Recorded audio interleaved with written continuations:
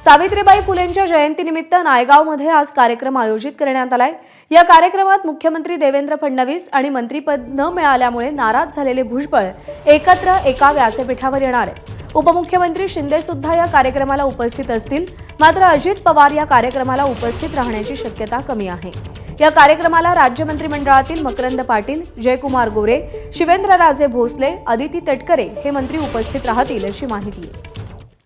चाकण कृषी उत्पन्न बाजार समिती इथं महात्मा ज्योतिबा फुले आणि सावित्रीबाई फुले यांच्या पूर्णाकृती पुतळ्याच्या अनावरण प्रसंगी आयोजित कार्यक्रमाला राष्ट्रवादी काँग्रेस शरदचंद्र पवार पक्षाचे प्रमुख शरद पवार आणि ओबीसी नेते छगन भुजबळ उपस्थित असतील।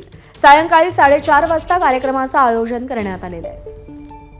मंदार गोंजारी आपले प्रतिनिधी सध्या आपल्यासोबत आहेत। मंदार, शरद पवार, छगन भुजबळ एका व्यासपीठावर येत आहेत आणि या प्रसंगाकडे पाहण्याला किनार आहे ती छगन भुजबळ यांच्या नाराजीची, अजित पवार यांच्यावर केलेल्या आरोपांची। आजचा कार्यक्रम कसा असेल? मी आता सावित्रीबाई फुलेंचा ज्या ठिकाणी जन्म झाला त्या नायगाव मधल्या त्यांच्या वडिलोपार्जित वाड्यामध्ये आहे। या ठिकाणी आपण सावित्रीबाई फुलेंचं स्मारक पाहतो आहोत।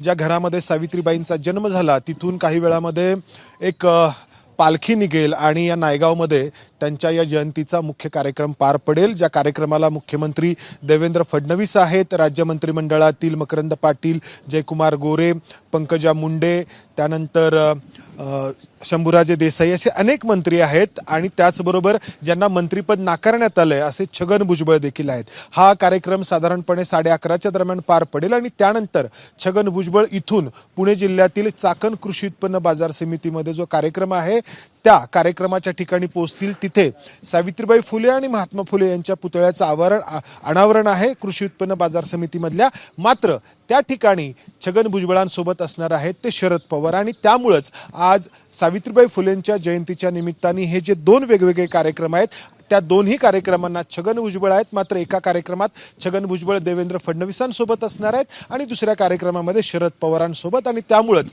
या आजच्या दोन्ही कार्यक्रमांना राजकारणाची किनार आहे।